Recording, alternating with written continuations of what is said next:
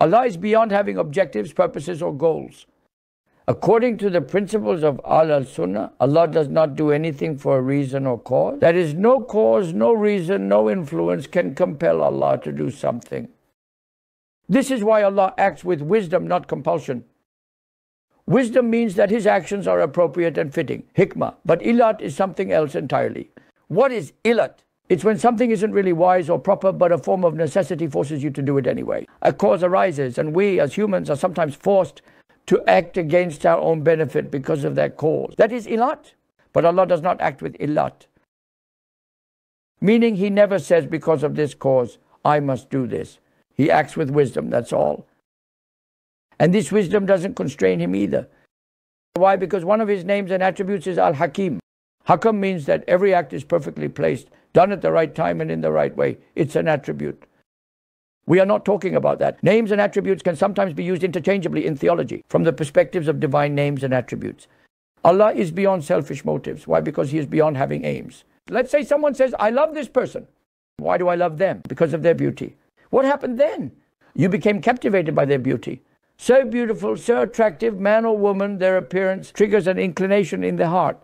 You can't stop thinking about them, can't sleep, etc. Can something like this be imagined for Allah? Absolutely not. What's the reason for your love? Allah doesn't love people because of reasons. He loves with wisdom, but not out of necessity. What happens with us? A reason ilat exists. The woman you love the most is in an accident. Her face is disfigured, bruised. You try cosmetic surgery and it goes wrong. Her lips are misshaped. People sue doctors for this. Do you still love her after that? Usually not. Would you still love her after death? Would love remain if you saw her decayed state in the grave, her face eaten by worms? These are all reactions to illat, to external influences, like how the women cut their hands when they saw the beauty of Prophet Yusuf, peace be upon him.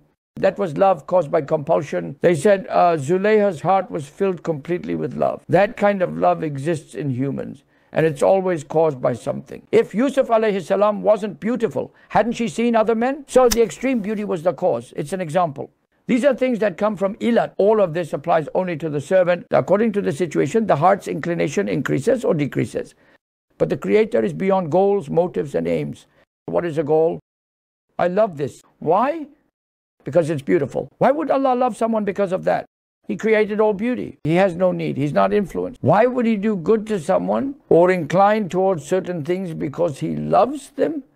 Trying to gain favor from the beloved, trying to win their heart. Would Allah ever do that? Who is He in need of? He has no goal or purpose.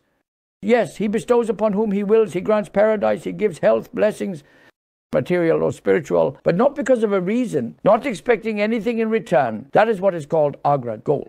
Allah is beyond doing anything to reach a goal. In fact, this sounds very much like a lesson in Al-Sunnah Creed. There is fine, delicate knowledge too in it.